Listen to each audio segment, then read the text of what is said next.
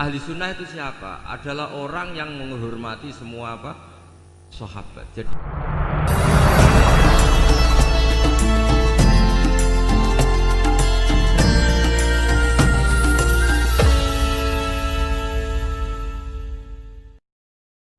Assalamualaikum warahmatullahi wabarakatuh.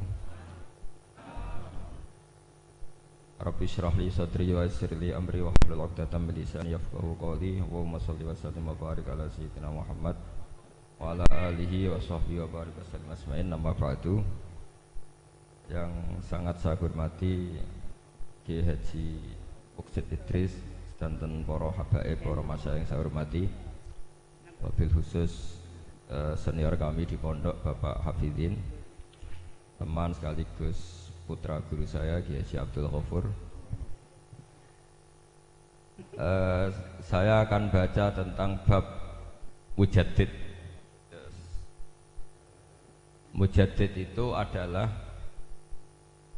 orang yang dipercayai atau yang dianggap paling sah, paling layak untuk bikin pola-pola solusi atau pola-pola metodologi dalam mengawal perjalanan Islam. Mbah Maimun, guru kita semua, ngarang kitab Al-Ulama Al-Mujaddidun, di antaranya menyebut sekian mujaddid.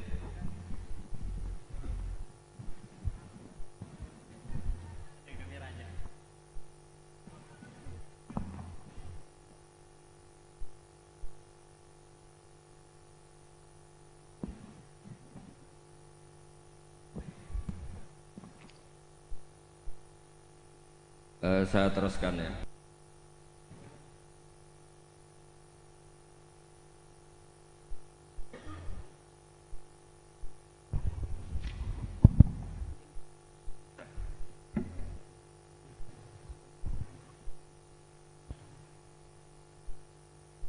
Ini kayaknya memang itu kurang jodoh ya. Karena tadi pengurusnya NU sudah keren itu, sudah lebih keren dibanding saya ini. Begini ya, jadi mujaddid itu orang yang dipercaya atau disahkan untuk bikin pola-pola atau metodologi dalam Islam. Kita alhamdulillah di Indonesia misalnya mengembangkan Islam dengan kalimat atau kata-kata yang insya Allah itu mengawal mazhab ahli sunnah wal jamaah. Misalnya contoh yang sering saya sebut, setiap dari kita itu selalu kalau baca sholawat, wassalatu wassalamu ala sayyidina Muhammadin wa ala alihi wa sahbihi ajmain. Dan untuk semua sahabat semuanya, kata semuanya adalah kalimatun fariqah, kalimatun fasilah, atau kaulun fasil atau kaulun faslun. Ahli sunnah itu siapa? Adalah orang yang menghormati semua sahabat. Jadi ajma'in itu bukan sekedar kata rutin, tapi maklumat dari kita bahwa kita berkeyakinan bahwa semua sahabat adalah adil, semua sahabat kita hormati. Ini beda sekali dengan kelompok tertentu dalam Islam yang sangat menghormati Sayyidina Ali tapi sangat menghina Sayyidina Abu Bakar. Jika ajma'in ini jangan jadi rutinitas, tapi memang benar-benar maklumat dari kita untuk orang sekeliling kita, untuk anak cucu kita, untuk semuanya, bahwa ciri khas ahli sunnah wal jamaah adalah ditandai dengan menghormati semua sahabat. Dengan tradisi pemaknaan seperti ini, maka kalimat ajma'in atau kata ajma'in ini keluar an ilmin wa an bayinatin, keluar dari rumus ilmu dan dari kesaksian ilmiah. Kesaksian ilmiah misalnya begini, andai kan Abu Bakar itu mal'un, orang yang kena laknat, berarti Nabi itu salah pilih teman.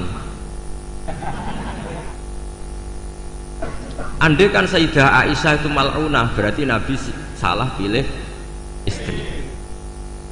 Jadi ketika kita tidak bisa detail secara ilmiah dengan argumentasi secara ilmiah, setidaknya kita memaklumatkan secara ijmal bahwa kita adalah menghormati wa sahbihi ajmain. Jadi itulah yang dimaksud Mbah Mun. Saya sering ngaji beliau dan beberapa kesempatan diberi penjelasan juga sama Gus Zofur sebagai putra beliau. Misalnya komitmen ahli sunnah diantaranya apa? Kita menghindari mengkafirkan orang Islam apapun dosanya. Ini juga ditulis oleh Mbah Mun di antara ciri khas ahli sunnah wal jamaah. Beliau menyebut salasun min aslil iman, ada 3 pokok dalam iman. Di antara yang beliau sebut adalah wala nukafiruhu bidzambin. Orang Islam tidak boleh kita kafirkan hanya karena melakukan dosa apa? Besar. Logika yang terbangun dari teori itu adalah sederhana. Misalnya Mbah Maimun itu paling nggak suka namanya perang, chaos, karena agama ini sangat menghormati nyawa. Kullu muslimin ala muslimin tu haramun damuhu wa maluhu wa irdu. Yang paling diharamkan itu adalah pertumpahan darah. Wa id akhadna mitsaqakum la tasfikuna dima'akum. Pertama ada Bani Adam, pertama ada peradaban Bani Israel, pertama ada peradaban para nabi. Itu komitmen dasarnya apa? Jangan sampai ada pertumpahan apa? Darah. Kemudian Gus Zofur pernah cerita ke kita, kenapa Said Barjanji itu menjadi mujaddid. Itu diantara alasannya itu, ketika negara-negara lain perang nyari format manhaj, ikut manhaj apa sampai perang, orang Indonesia bisa nikmati Islam lewat terbangan. Jadi yang lain perang, kita mencintai Nabi dengan asik pakai apa? Terbang. Sudah terbangan berstatus mahabbah kepada Rasulullah Shallallahu Alaihi Wasallam. Ini yang harus kita kembangkan. Sehingga saya berharap fikih pilkada, ya fikih apa? Pilkada. Yang tadi disindir katanya datang ikhlas tidak demi apa tadi? Uang itu. Saya nggak ngerti itu tadi bahasa Thailand atau mana, nggak tahu saya. Saya itu tertawa itu karena nggak paham. Kok ada bangsa Indonesia yang bahasanya gitu, jadi saya itu tertawa karena tidak paham. Tapi ngerti lah arahnya. Saya pernah mengkaji fikih pilkada sama teman-teman. Itu cara berpikir juga darul mafasid muqaddamun ala jabil masoleh. Dulu orang untuk jabat itu harus duel, harus taruh. Misalnya ada dalang ingin dapat istrinya dalang yang lain yang cantik, itu ya tarung, yang menang terus dapat. Sampai ada kerajaan Sumeneb juga gitu, ada kerajaan di mana perang terus sebagian kalah lari kemana, sebagian terusir lari kemana. Dulu itu semuanya pakai perang. Sekarang alhamdulillah perebutan kekuasaan itu lewat pilkada. Apapun di situ ada bohongnya, ada nggak bener-benernya sedikit. Tapi setidaknya itu tidak dengan aturan pertumpahan apa? Darah. Ya saya yakin sih ada salahnya ya, tidak usah diumumkan juga tahu semua. Ya. Tapi di situ ada dosa besar yang kita hindari, yaitu menghindari pertumpahan apa? Darah. Ini sudah membaik. Dari dulu perebutan kekuasaan lewat pertumpahan darah, sekarang lewat seni merebut hatinya masyarakat. Kalau masyarakat sukanya senyum ya dikasih senyum. Kalau sukanya uang ya tidak tahu ya. Itu boleh masalah. Boleh masalah. Karena memang yang namanya pilkada itu merebut hati pemilih. Masalahnya terus kaifiahnya itu apa? Ya tidak tahu itu, saya kan tidak calon bupati, tidak tahu. Itu lebih pinter.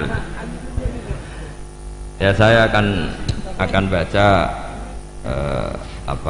peradaban yang disebut nanti biar diteruskan Gus Zofur halaman 9. Wa dhahara ba'da dzalika fil qarni tsani ba'dal alfi al imam ar-rabbani al-allamah ahadu itrati Rasulillah sallallahu alaihi wasallam Asy-Syaikh al-Imam al-Murtadha Sahibu Syarh Ihya Ulumuddin al-musamma bi Hafiz Sadatil Muttaqin alladzi tamma naf'uhu fil anha wal bilad marji'u ulama ahli sunnah wal jamaah.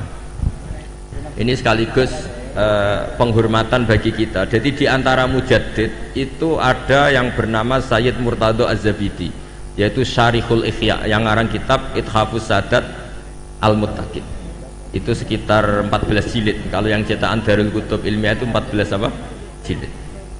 Itu beliau punya santri mulazim, itu orang Indonesia.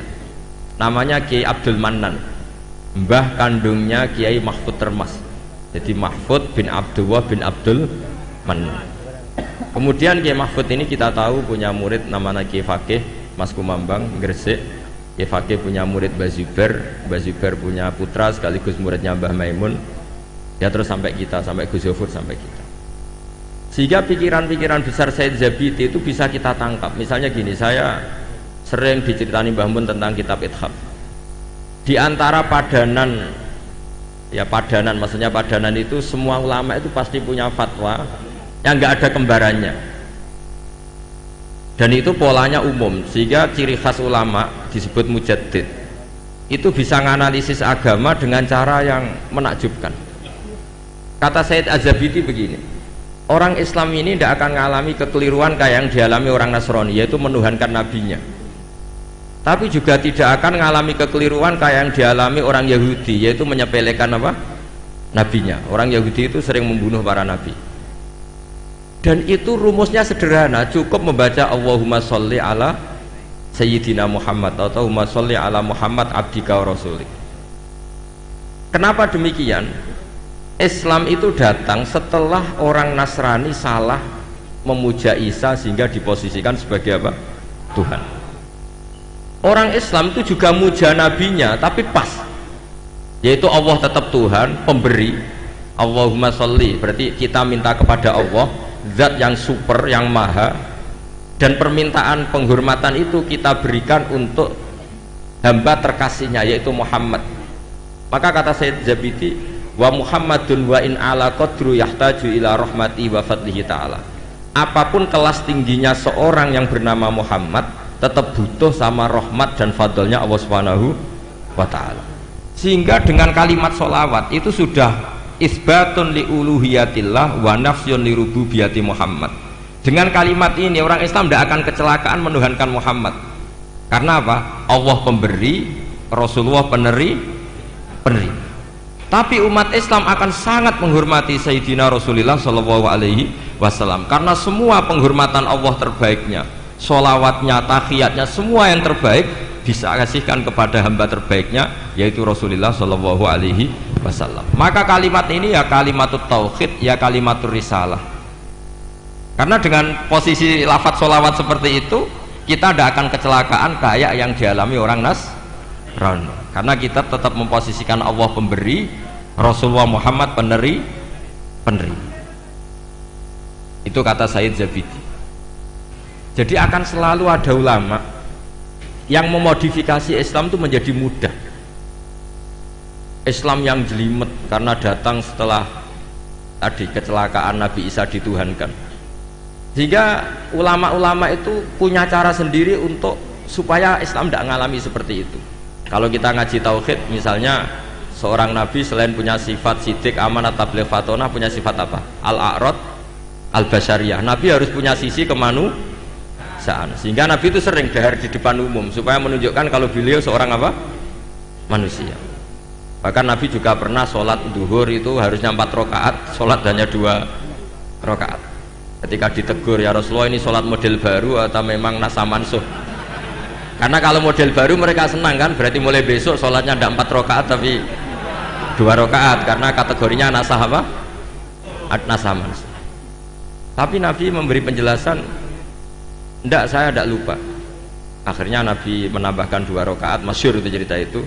Terus kata Nabi, ma kuntu ansa walakin unassa li asunna. Saya ini sebetulnya tidak pernah lupa, tapi didesain Allah lupa supaya bisa bikin apa? Sunnah. Tapi apapun itu menjadi sangat basyariah. Saya ulang lagi, apapun itu sangat apa? Basyariah. Dan basyariah Nabi ini menguntungkan Islam, yaitu ciri khas Islam adalah menuhankan Allah saja, dan selainnya apapun hebatnya, meskipun seorang Rasulullah Muhammad tetap namanya abduhu wa rasuluh. Nah, hal-hal seperti ini terus kemudian dilakukan oleh Imam Ja'far Al-Barjanji secara mudah. Kita sholawatan, kita terbangan. Dengan cara seperti ini pula kita mahabbah Rasulullah semahabbah-mahabbahnya tanpa mendudukkan Rasulullah Muhammad sebagai itu Tuhan, karena kita selalu meminta Allahumma, Allah engkau, kita semua meminta kepada engkau supaya sholawat engkau berikan kepada kekasihmu. Berarti fawwahuwal mu'ti, Allah adalah pemberi, Nabi adalah penerima, maka terus statusnya jelas bahwa Allah adalah selalu Tuhan, Rasulullah adalah abduhu wa rasul. Sehingga terus kita baca subhanalladzi asra bi abdi. Sehingga kata para ulama, wasfiyatu Muhammad, wasfiyah terbaiknya adalah ketika disebut abduhu wa rasul. Karena tadi agama Islam itu datang setelah prahara atau setelah kecelakaan, setelah kesalahan seorang nabi di Tuhan. Tapi hebatnya ahli sunnah, hebatnya NU, hebatnya pesantren, menjelaskan ilmu seserius ini itu menjadi gampang. Karena ya daripada umat mikir jelimet, pokoknya kon maca apa? Sholawat, terus ora paham-paham sithik. Semua yang calon bupati maca sholawat ben dadi. Ya sebetulnya banyak yang nggak ikhlas juga, sudah itu nggak penting, sementing pokoknya natijahnya itu isbatun li uluhiyatillah wahdah dan isbatun li abdiyati Rasulillah Muhammad sallallahu alaihi wasallam, sehingga kita tidak mengalami apa yang dialami orang-orang Nasrani. Jadi di sini Mbah Mun menyebut wa awwalu man lazamahu min ulama Jawa Ki Abdul Mannan khina muqamihi bi Makkah al-Musyarrafah farwa'an hudakal kitab warwa anhu ay an Kiai Abdul Mannan ibnuhu Kiai Abdullah, tumarwa anhu ibnuhu Kiai Mahfud At-Turmusi atau At-Tarmasi, farwa anhu Kiai Faqih Al-Maskumambangi, warwa anhu tilmidhuhu walidi Kiai Zubair Tahlan, tumarwaituhu anhu. Jadi kita sebagai bangsa Indonesia itu sangat mulia karena Ihya setelah dikarang sekitar tahun abad 5 Hijriah, karena Imam Ghazali lahir tahun 450 wafat 504. Itu tidak ada yang bisa nyarai, nggak ada atau nggak berani, karena ini terkenal wali Imam Ghazali. Baru disarai itu 600 tahun kemudian oleh seorang sadat, seorang habib alim alama namanya Sayyid Murtado Az-Zabidi. Dan itu gedelalah di antara murid mulazimnya itu orang Indonesia namanya Syekh Abdul Mannan. Makanya saya masih ingat ceritanya Mbah Mun ketika Cordova guling, Andalusia guling. Saya masih ingat kalimatnya Mbah Mun, Allah gak terima nak wong sing maca tasbih iku berkurang, itu terus digenti ning Demak Bintoro gitu. Artinya ketika Andalusia guling di Spanyol itu berbarengan dengan berdirinya kerajaan apa? Demak. Dan sekarang polanya kelihatan sama. Dulu ulama-ulama Andalusia itu hebat-hebat, bisa ada Ibnu Malik ngarang Alfiyah, ada Imam Qurtubi ngarang tafsir Qurtubi, ada Imam Syatibi yang mengarang qiraah apa? Sab. Indonesia juga tidak kalah kerennya. Siapa yang nggak tahu Syekh Nawawi Banten? Beliau mengarang kitab yang sangat menakjubkan, yaitu tafsir apa? Munir. Siapa yang nggak kenal Syekh Mahfud At-Turmusi? Ketika banyak orang yang nggak bisa mensarai kitabnya Imam Suyuti Alfiyatus Sirah, beliau punya sarahnya itu Manhajul Dzawin Nadur. Dan paling masyhur sarah Muqaddimah Al-Hadramiyah juga milik beliau, yaitu An Manhalul Amim atau yang terkenal dengan Hasyiah At-Turmusiyah. Itu juga eranya Mbah Zubair, karangannya banyak, Mbah Mun, Zofur juga punya naskah, punya karangan. Jadi ketika Islam tidak di Mekah dan tidak berbahasa ibu bahasa Arab, ternyata melahirkan ulama-ulama top di Andalusia, yang setelah Andalusia kalah Allah mengganti ada di Indonesia. Masih ingat saya, jadi kata Mbah Mun, di antara syarafnya kita lah, mulianya kita adalah ketika Andalusia guling itu berbarengan dengan berdirinya Masjid apa? Demak. Dan setelah saya angen-angen, pola-polanya hampir mirip, yaitu melahirkan banyak pengarang-pengarang kitab. Kita tahu Syekh Khalil punya naskah, semua ulama top-top kita punya naskah. Nah soal nanti naskahnya hidup apa enggak, itu kriminalnya murid-muridnya, itu pasti. Loh betul itu, masyhur itu di kata Imam Syafi'i, al-Laits afqahu min Malik illa annahu daya'ahu ashabu. Imam Laits itu ulama top, sebetulnya secara fikih lebih alim ketimbang Imam Malik secara fikih, illa annahu daya'ahu ashabu, tapi murid-muridnya yang sembrono. Loh, coba misalnya mbah kamu alim ngarang kitab, putune ra alim mesti dianggap jimat, tak jamin itu. Padahal itu bab istinja. Tapi tetap dianggap jimat. Ya gara-gara tadi. Makanya saya berkomitmen sama Gus Zuhur untuk terus baca kitabnya Mbah Mun, karena pasti murid top ndak itu terserah guru top ndak itu terserah muridnya.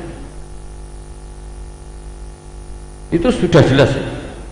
Khalnya Mbah Zubair andaikan tidak punya putra Mbah Mun mungkin nggak serame itu, orang tidak bahas Mbah Zubair lagi andaikan tidak ada Mbah Mun. Andaikan Mbah Mun tidak punya murid-murid, punya utamanya putra-putranya, mungkin orang tidak bahas Mbah Mun lagi suatu saat. Makanya kata Imam Syafi'i ketika komentari Imam Les, al-Les afqahu min Malik illa annahu doya'ahu ashabu. Imam Les itu lebih faqih ketimbang Imam Malik. Imam Malik nasibnya baik, beliau punya murid top namanya Imam Syafi'i. Jika kitabnya Mudawwan, Imam Syafi'i punya murid Imam Buaiti, Mudawwan, Imam Muzani. Setelah itu ada Mukhtasarul Muzani.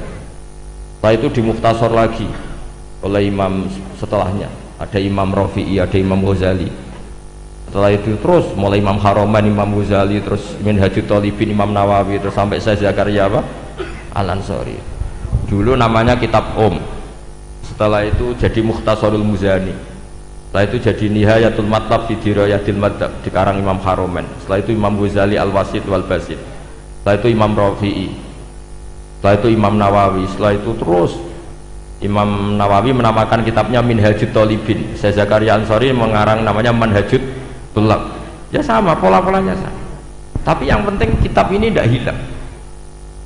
Saya sampai sekarang belum pernah tidak baca kitabnya Mbah Mun, mulai Mbah Mun Sugeng sampai sekarang di murid-murid saya, di muhibin saya, karena saya tidak ingin menjadi tersangka kayak anak buahnya Imam Nes. Ya saya kira demikian. Assalamualaikum warahmatullahi wabarakatuh.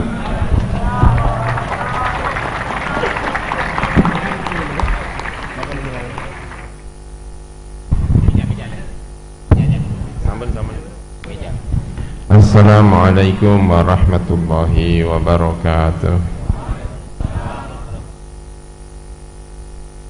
Bismillahirrahmanirrahim. Alhamdulillahi rabbil alamin, wassalatu wassalamu ala asyrafil anbiya'i wal mursalin Sayyidina wa maulana Muhammadin wa ala alihi wa sahbihi ajma'in. Amma ba'du. Para habaib, para alim ulama, para kiai, hadirin semua yang malam ini berbahagia, kita ketemu dengan Gus Baha, dengan para alim ulama. Ada keluarga besar Pondok Pesantren Nas'atul Ulum, Nas'atul Muta'allimin, ya mohon maaf ya, Kiai Munib dan kiai-kiai yang lain.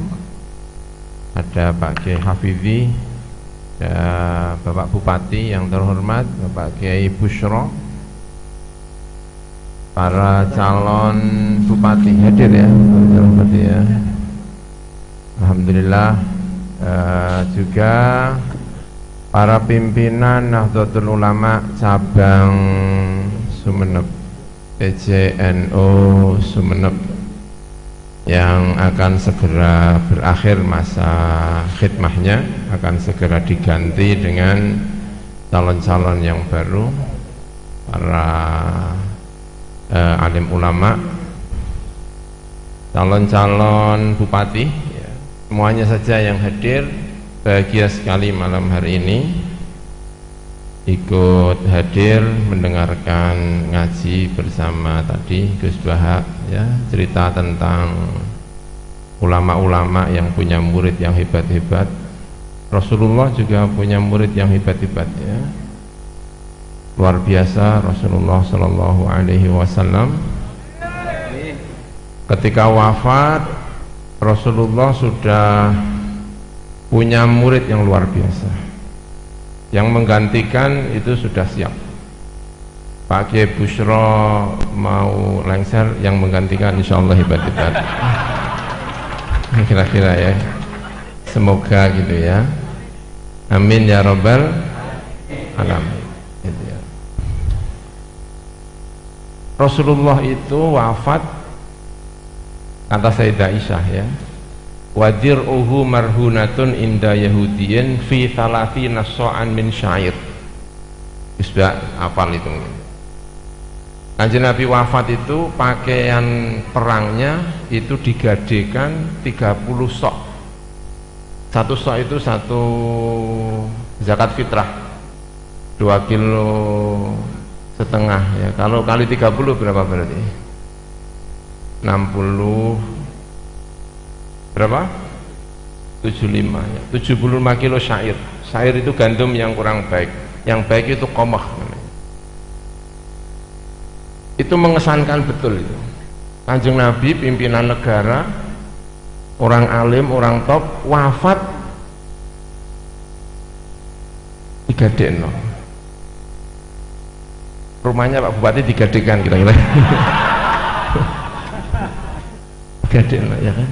Luar biasa. Nah, yang menggantikan Rasulullah itu yang disebut kemudian Al-Khulafa Ar-Rasyidun, karena tadi Gus Ba menyebut murid-murid itu tadi ya. Al-Khulafa Ar-Rasyidun itu yang pertama Abu Bakar, itu kalau bahasa kita mungkin Suriah. Jadi presiden pertama setelah Rasulullah itu adalah Suriah. Suriah itu kalau ngomong itu mantep, itu Suriah. Sayyidina Umar itu ketika Rasulullah wafat petentang-petenteng bawa pedang. Man qala inna Muhammadan mata kotok tu apa gitu pokoknya. Sapa wonge ngomong Kanjeng Nabi mati tak ketok gulune. Itu Sayyidina Umar. Saking ndredege ditinggal Kanjeng Nabi. Itu ketemu Sayyidina Abu Bakar diwacana ayat langsung ndredeg. Wa ma Muhammadun illa rasulun qad khalat min qablihi rusul afa immata aw qutilan qalabtum ala aqabikum wa may yanqalib ala aqibaihi fala yadurullah syai'a. Itu Sayyidina Umar diwacana Abu Bakar ayat itu langsung ndredeg, koyo-koyo saya itu nggak pernah baca ayat ini. Itu kok kamu yang baca, tetep bas kamu sama. Tapi karena yang baca itu Rois Suriah, Umar itu takut. Jadi di saat genting-genting itu kita membutuhkan Rois Suriah. Maka syarat Rois Suriah itu kira-kira profilnya seperti Abu Bakar. Itu Rois Suriah. Ini kan mumpung momennya mau calonan PCNU itu.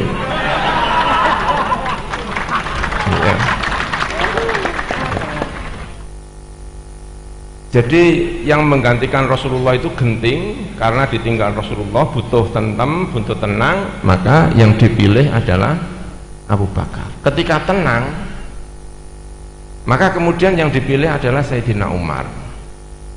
Sayyidina Umar itu orang pemerintahan top, punya kekuasaan yang luas sekali, tapi semuanya tenang karena yang mimpin adalah orang top. Secara pemerintahan militer itu luar biasa, itu Sayyidina Umar bin Khattab. Jadi negara ini kalau dipimpin Suriah itu ya pantas. Makanya kalau yang mimpin Pak Kiai Busyra itu ya pantas, wong Abu Bakar itu Suriah. Jadi kemudian dipimpin oleh Sayyidina Umar, orang yang top, bisa itu murid-muridnya Rasulullah. Makanya itu tadi, jangan sampai kita menjadi murid menyia-nyiakan gurunya itu tadi, yaitu Sayyidina Umar bin Khattab. Dan itu juga orang-orang yang luar biasa. Rasulullah wafat, bajunya digadekan untuk utang 30 sok syair. Itu benar-benar ada di kepala Sayyidina Abu Bakar. Sampai Sayyidina Abu Bakar itu ketika menjabat pemerintahan itu digaji nggak mau. Itu nggak mau. Itu Sayyidina Abu Bakar, betul, itu nggak mau digaji. Sampai Sayyidina Umar yang maksa. Abu Bakar, dulu sebelum kamu jadi seorang presiden kamu itu dagang, sekarang kamu tidak lagi bisa dagang, kamu harus mau menerima gaji. Tapi sekarang presiden semakin berdagang. Ini ya. Dulu Sayyidina Abu Bakar jadi presiden, selesai tidak mau berdagang. Ketika wafat, gajinya ditebus.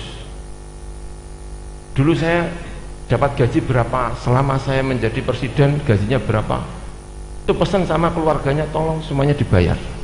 Itu Sayyidina Abu Bakar. Kamu punya pemimpin seperti ini, makmur semuanya.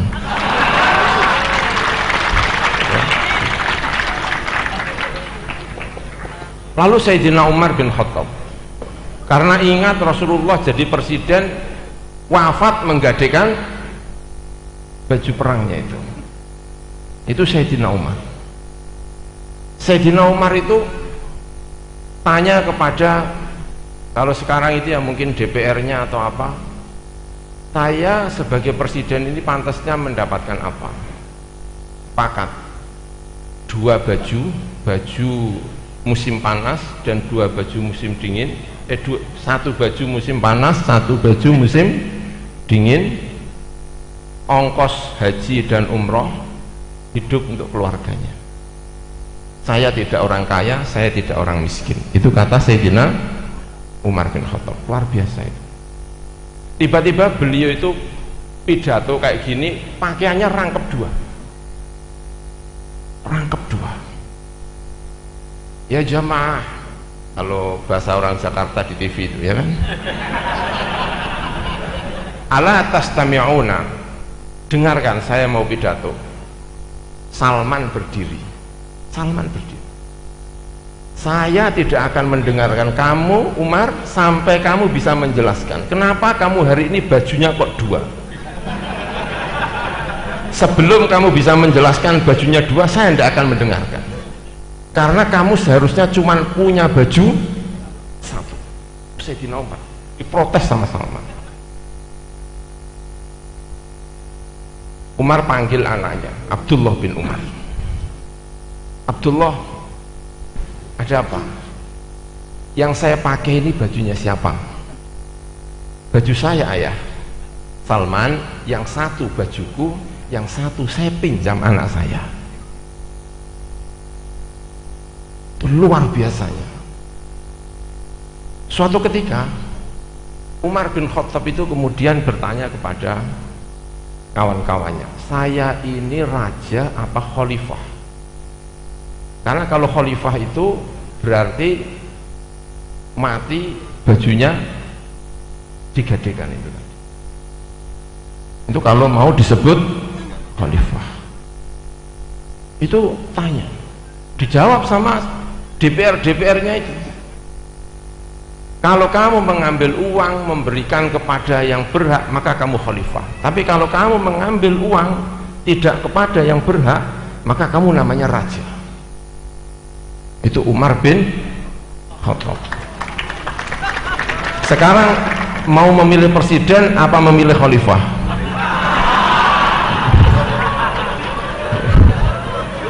Luar biasa.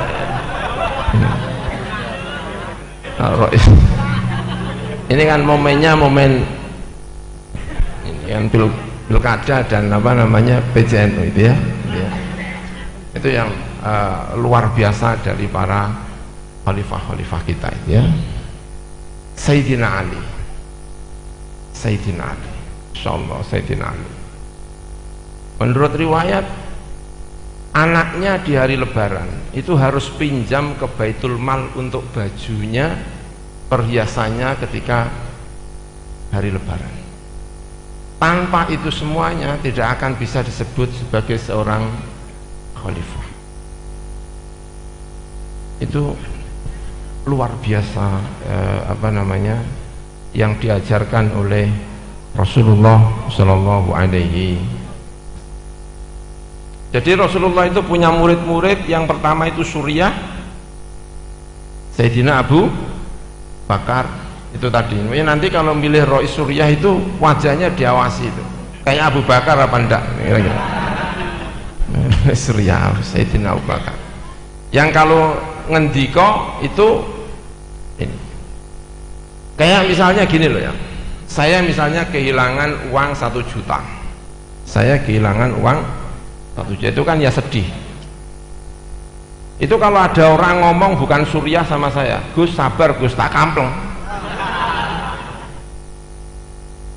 kowe ora ngrasakno kilangan duit 1 juta.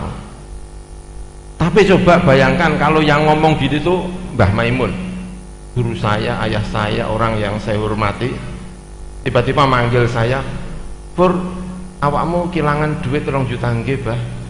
Sing sabar ya." Iku sedih langsung hilang. Kenapa? Karena yang bicara Rois Surya. Makanya kalau kita punya Rois Surya yang seperti ini, itu konflik-konflik tanfidiyah itu nggak masalah.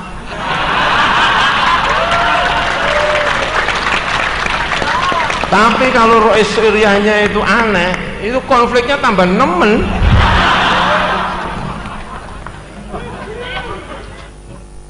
Ya, itu murid-muridnya Rasulullah Shallallahu Alaihi Wasallam. Lalu yang menggantikan Rasulullah ketiga itu pedagang. Maka kita butuh pedagang. Jangan sampai pedagang itu keluar dari umat Islam. Perbanyak para pedagang. Setelah Suriah militer, lalu pedagang. Jadi pedagang itu juga perlu.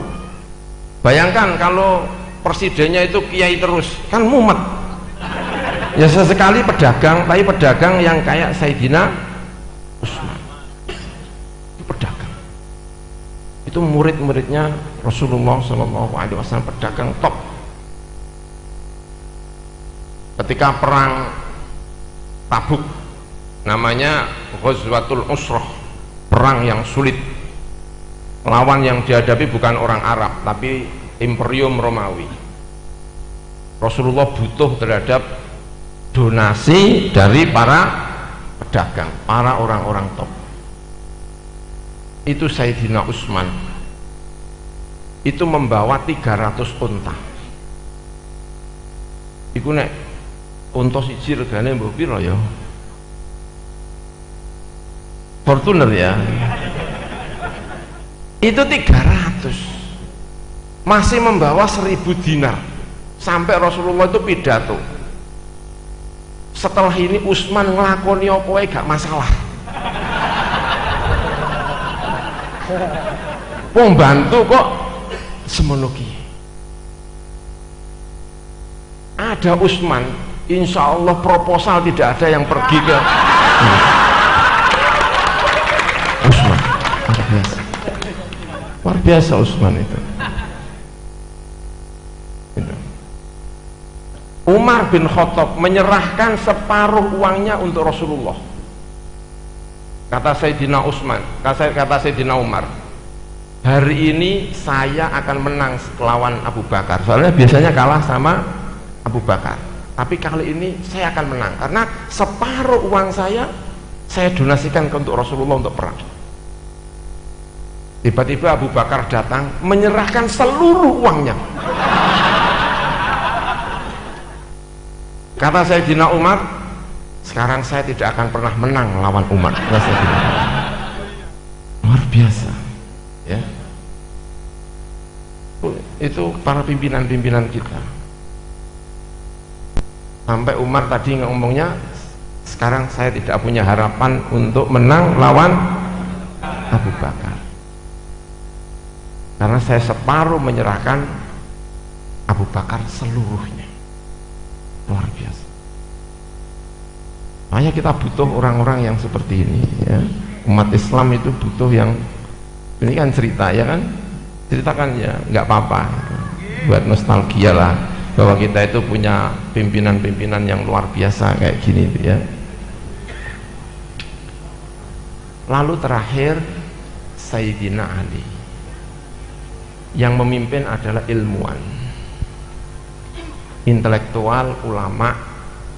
Jadi setelah Suriah militer, pedagang, lalu penggawane ngojah ngaji. Sayyidina Ali. Orang kalau kalah paling bisa dijadikan contoh itu Sayyidina Ali. Maka nanti kalau pilkada ada yang kalah, semoga yang kalah niru Sayyidina Ali. Semoga ya, karena berat Tapi insya Allah melihat Sayyidina Ali itu luar biasa. Ketika Sayyidina Abu Bakar itu dilantik jadi khalifah, kata Ibnu Abbas, kata Abbas dan juga kata Abu Sufyan, seharusnya yang berhak itu kamu kok Sayyidina Ali. Enggak, kalau orang sudah milih Abu Bakar, saya tetap menjadi rakyatnya Abu Bakar. Ini Sayyidina Ali. Saya jadi pembantunya Sayyidina Abu Bakar, saya siap. Maka kemudian Sayyidina Ali kalah, tetap menjadi pembantu terbaiknya Sayyidina Abu Bakar. Lalu pilihan khalifah lagi, kalah dengan Sayyidina Umar. Pembantu terbaiknya Sayyidina Umar adalah Sayyidina Ali. Laula Ali lahalaka Umar. Itu kata Sayyidina Umar, kalau saya tidak bantu sebaik Ali, saya ini rusak. Kenapa? Perubahan sosial begitu cepatnya, sementara yang punya ilmu Sayyidina Ali. Sampai Sayyidina Ali itu bilang, ana waziran khairun minni khalifatan. Saya sebagai seorang pembantu lebih baik daripada seorang khalifah. Makanya kalau ada yang kalah, tiru siapa? Sayyidina Ali. Nanti ini juga begitu ini kan. Ini kan ada yang milih sana, ada yang milih sini. Nanti kalau kalah, pilih Sayyidina Ali, insya Allah beres. Amin ya Rabbal alamin. Maka semuanya tentrem. Karena Rasulullah SAW punya murid-murid yang luar biasa. Orang hebat itu bukan karena dirinya, orang hebat karena murid-muridnya. Itu yang salah satu menjadi ciri besar tadi disampaikan oleh Gus Baha. Imam Laif doya'ahu ashabu. Punya murid yang hebat-hebat. Kita ngaji kepada Mbah Maimun, saya salah satu kenapa Mbah Maimun itu kok disebut orang hebat, karena muridnya hebat-hebat, karena muridnya sampai ujung sana sampai ujung sini mengabdikan sebagai guru sekian tahun sekian lama, mendidik dengan sebaik-baiknya dengan ini, maka menjadi orang hebat. Ulama-ulama besar hebat karena punya murid yang hebat-hebat. Rasulullah punya murid yang hebat-hebat, terrepresentasikan dalam 4 khalifahnya, Abu Bakar, Umar, Utsman dan Sayyidina Ali. Itu orang-orang yang sangat-sangat hebat. Maka Nahdlatul Ulama, ya ini PJINO ya, masih punya murid yang hebat-hebat. Kita masih ditemani oleh ada Kiai Hafidhi, ada Pak Kiai Bushro, ada Pak Kiai Abdullah Khalil, ada kiai-kiai yang lainnya. Santri-santrinya dengan luar biasa, tunas-tunas, ada Gus Baha ya, tunas-tunas akan lahir. Kita tenang, amin ya Rabbal alamin. Para rawuh ingkang saestu kawula hormati, saya tidak bisa panjang-panjang, nanti dimarahin sama Pak Bupati sama Pak Panji. Tidak boleh lama-lama pertemuannya, yang penting bahagia semuanya, amin ya Rabbal alamin. Tadi sudah mendapatkan ilmu ini, mohon maaf atas segala kekurangan. Wallahul muwaffiq ila aqwamit thoriq. Wassalamualaikum warahmatullahi wabarakatuh.